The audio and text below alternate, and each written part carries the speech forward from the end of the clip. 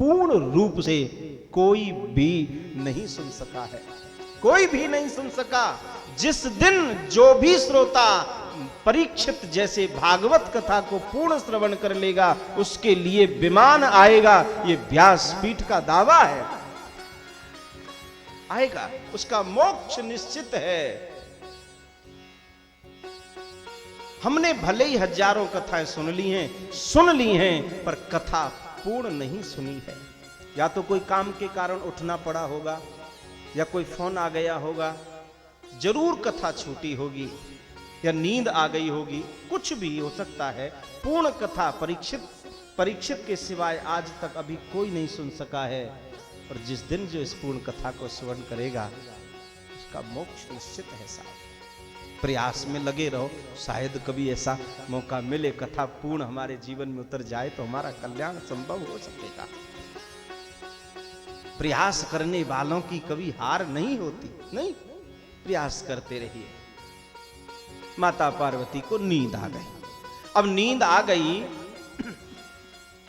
आ गई तो बीच बीच में जो ओम ओम ओम ऐसा बोल रही थी ना माता जी, तो वो शब्द सुनाई नहीं पड़ा। शुक पक्षी ने सोचा कि लगता है माता जी सो गई, कहीं ऐसा ना हो माता जी सो गई ऐसा समझ करके भोलेनाथ अपनी कथा को विश्राम कर दे।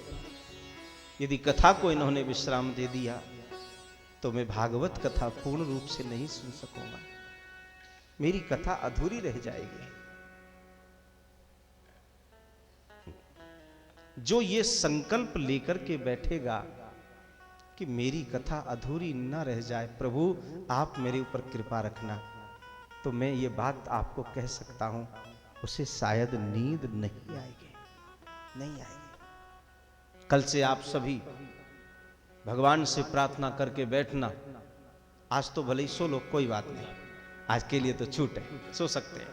कल से आप नियम लेके बैठना, भगवान से प्रार्थना करके बैठना, लेकिन हे गोपाल ऐसी कृपा करना जो आज मैं सोऊं नहीं, मैं आज आपकी पूरी कथा सुनना चाहता हूं। तो मुझे भरोसा है कि आपको गोपाल जी सोने नहीं देंगे।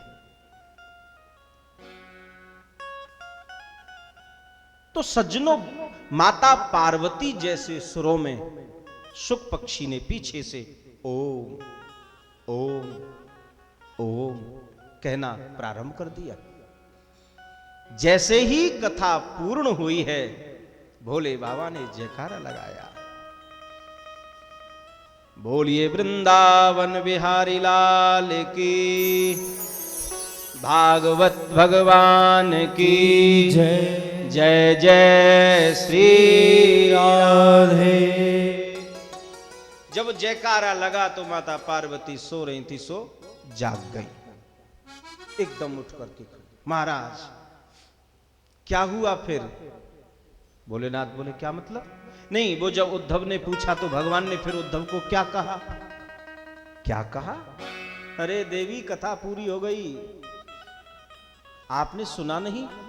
नहीं प्रभु, मुझे नींद आ गई थी, मैं सो गई थी। भोलेनाथ ने कहा तुम सो गई थी?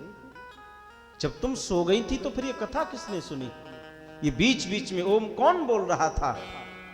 आगे देखा कोई नहीं, इधर देखा कोई नहीं, इधर देखा कोई नहीं। बाबा ने जो पीछे देखा तो अभी भी सुखदेव स्वामी उछल उछल करके ओम ओम ओम ओम मानो कथा सुन करके गदगद होकर नृत्य कर रहे हैं।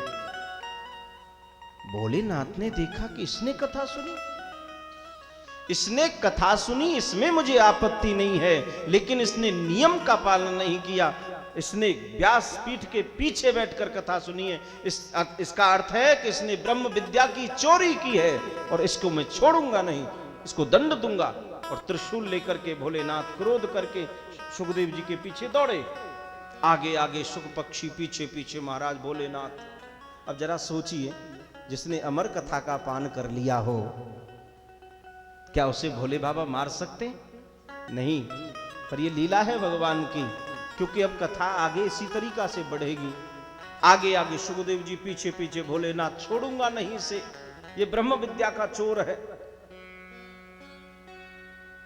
अब उसी जंगल में जहां से ये उड़ करके जा रहे थे, उसी जंगल में वेद व्यास भगवान का आश्रम है, जिस आश्रम का नाम है सम्याप्रास। उनकी पत्नी विटका देवी अपनी कुटिया में बैठी एक दिन व्यास जी से बोली, महाराज बुढ़ापा आ गया पर कोई बालक नहीं हुआ जी, क्या हमारे घर कोई बालक नहीं होगा? वेद व्यास जी बोले, देवी काहे को चिंता करती हो, भगवान का भजन करो ना, सब कल्याण होगा। ऐसा कहकर व्यास जी बाहर निकल गए।